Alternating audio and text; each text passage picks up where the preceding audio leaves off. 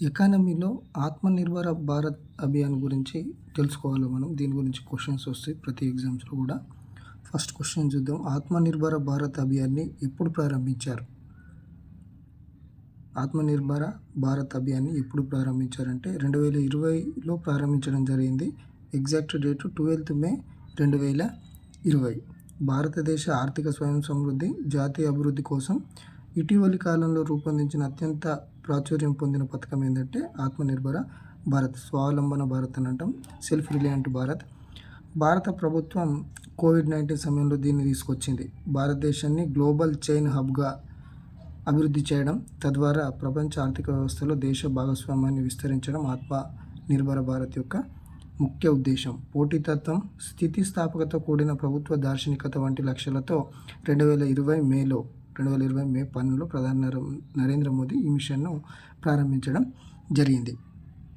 ఇక next question, Atmanirbhar Bharat Abhiyan నినాదం ఏమిటి? ఆత్మనిర్భర భారత్ అభియాన్ నినాదం ఏమిటి? లోకల్ ఫర్ గ్లోబల్, ఓకేనా, మేడ్ ఫర్ వరల్డ్. ఇవి రెండు కూడా ఆత్మనిర్భర భారత్ అభియాన్ నినాదం లేదా ఇతివృత్తం. కాబట్టి ఆప్షన్ 3 అనేటువంటిది కరెక్ట్. ఆర్థిక వ్యవస్థను పునరుద్ధరించే విధంగా దేశీయ ఉత్పత్తిని ప్రోత్సహించేందుకు ₹20 లక్షల కోట్ల $260.74 బిలియన్ ఉద్దీపన ప్యాకేజీ ఈ ఆత్మనిర్భర భారత్ కింద ప్రకటించడం జరిగింది. ఇది జీడీపీలో 10% సమానం. Local for global, made for world అనేటువంటివి ఆత్మనిర్భర భారత్ ఇతివృత్తాలు లేదా నినాదాలు. అయితే ఇంకో క్వశ్చన్, ఆత్మనిర్భర భారత్ పథకం వేటికి సహాయపడుతుందో కింద ఇచ్చిన వాటిలో సరైన సమాధానం ఎంచుకోండి. భారత తయారీ సామర్థ్యాలు, ఎగుమతులను మెరుగుపరచడం, దేశీయ ఉత్పత్తికి విదేశీ పెట్టుబడుల్ని ప్రోత్సహించడం. సో ఈ రెండుటికి కూడా ఉపయోగపడుతుంది. కాబట్టి ఆప్షన్ 3 అనేటువంటిది కరెక్ట్ ఆన్సర్ అవుతుంది. సో ఆత్మనిర్భర భారత్ పథకం వేటికి సహాయపడుతుంది అంటే భారత్ యొక్క తయారీ సామర్థ్యాలు, ఎగుమతులను మెరుగుపరుస్తుంది, దేశీయ ఉత్పత్తికి విదేశీ పెట్టుబడులను కూడా ప్రోత్సహిస్తుంది. ఇది ఈ విధంగా. సో ఆత్మనిర్భర భారత్ యొక్క ముఖ్య లక్ష్యాలు చూసుకుంటే భారతదేశాన్ని ప్రపంచ సరఫరా గొలుసు కేంద్రంగా అభివృద్ధి చేయడం, స్వావలంబన ఆర్థిక వ్యవస్థను సాధించడం, ప్రైవేట్ రంగ సామర్థ్యాలు, అవకాశాలపై ప్రభుత్వ విశ్వాసాన్ని పెంపొందించడం, వాణిజ్య లోటును పరిష్కరించడం ద్వారా ఆర్థిక సమతుల్యతను కాపాడడం, భారతీయ తయారీదారులకు ఉత్తమ ప్రమాణాలు నిర్ణయించడం, ఉద్దీపనల ద్వారా ఆర్థిక వ్యవస్థలోని అన్ని రంగాలను అభివృద్ధి చేయడం, ప్రపంచ మార్కెట్లో దేశ వ్యవసాయ ఉత్పత్తులు, వస్త్రాలు, దుస్తులు, ఆభరణాలు ఎగుమతులు పెంచడం, రక్షణ, వ్యవసాయం, ఆరోగ్య సంరక్షణ, మౌలిక సదుపాయాలు వంటి రంగాల్లో స్వయం సమృద్ధి సాధించే విధంగా ప్రోత్సహించడం. ఆత్మనిర్భర్ అభియాన్ ద్వారా కేంద్రం ఎంత ఆర్థిక ఉపశమన ప్యాకేజీ ప్రకటించింది? సో ఇంతకుముందు చెప్పిన మనం ఆత్మనిర్భర అభియాన్ ప్యాకేజీ ఎంత అంటే ఆప్షన్ 3, ఓకేనా, 20 లక్షల కోట్లు. ఒకవేళ డాలర్ల ఇస్తే $260.74 బిలియన్. నెక్స్ట్ ఇంకో క్వశ్చన్, ఆత్మనిర్భర భారత్ అభియాన్ ఆర్థిక ప్యాకేజీ భారత జీడిపిలో ఎంత శాతానికి సమానం? భారత జీడిపిలో ఎంత శాతానికి సమానం ఉన్నదంటే ఇది 10% ఉంది. 10% ఇంత మొత్తము ప్రకటించడం జరిగింది.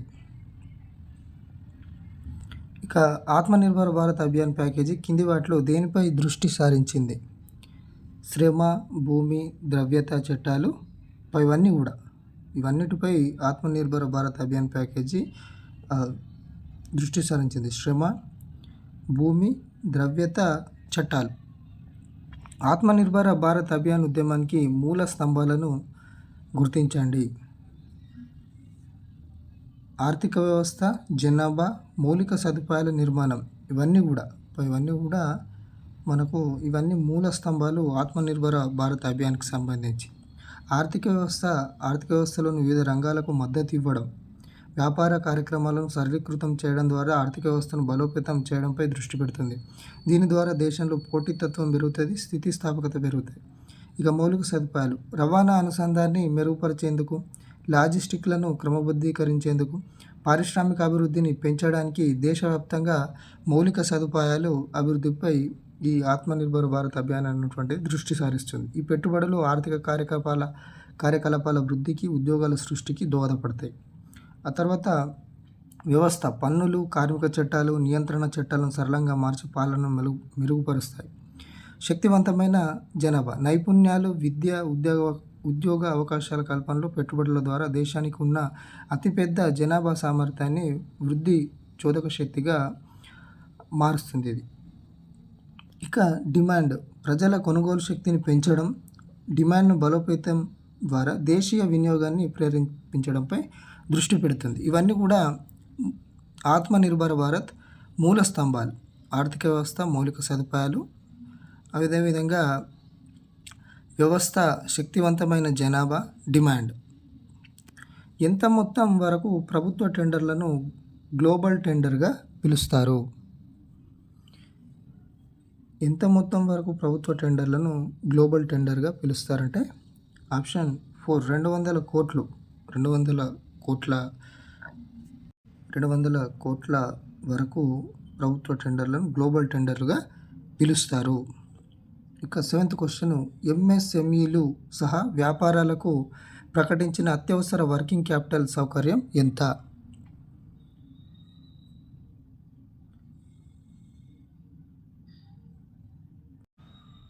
ఎంత అంటే 3.7 lakh crore. ఓకేనా, 3.7 lakh crore. కాబట్టి ఆప్షన్ 4 అవుతుంది, పైవేవి కాదు. ప్రధానమంత్రి ఆత్మనిర్భర్ స్వస్థ్ భారత్ యోజనను ఏ సంవత్సరం కేంద్ర బడ్జెట్లో ప్రకటించారు? ప్రధానమంత్రి ఆత్మనిర్భర్ స్వస్థ్ భారత్ యోజనను ఏ సంవత్సరం కేంద్ర బడ్జెట్లో ప్రకటించారంటే ఆప్షన్ 2 2021-22లో. అనుసంధాన్ నేషనల్ రీసెర్చ్ ఫౌండేషన్ బిల్లును పార్లమెంట్లో ఎప్పుడు ఆమోదించారు? అనుసంధాన్ నేషనల్ రీసెర్చ్ ఫౌండేషన్ బిల్లును పార్లమెంట్లో ఎప్పుడు ఆమోదించారంటే ఆప్షన్ 4 2023లో. ఆత్మనిర్భర భారత్ అభియాన్కు సంబంధించి సరైన సమాధానం గుర్తించండి. 2024 వరకు 1.28 లక్షల కోట్ల పెట్టుబడి కల్పన. 2024 వరకు 20.8 లక్షల కోట్ల ఉత్పత్తి అమ్మకాలు. 2024 వరకు 8.5 లక్షలకు పైగా ఉపాధి కల్పన. సో ఇవన్నీ కూడా కరెక్టే. ఆత్మనిర్భర భారత్ అభియాన్కి సంబంధించి ఇవన్నీ కూడా 1.28 లక్షల కోట్ల పెట్టుబడి కల్పన చేశారు. అదేవిధంగా 20.8 లక్షల కోట్ల ఉత్పత్తి అమ్మకాలు, అదేవిధంగా 8.5 లక్షలకు పైగా ఉపాధి కల్పనలు చేశారు.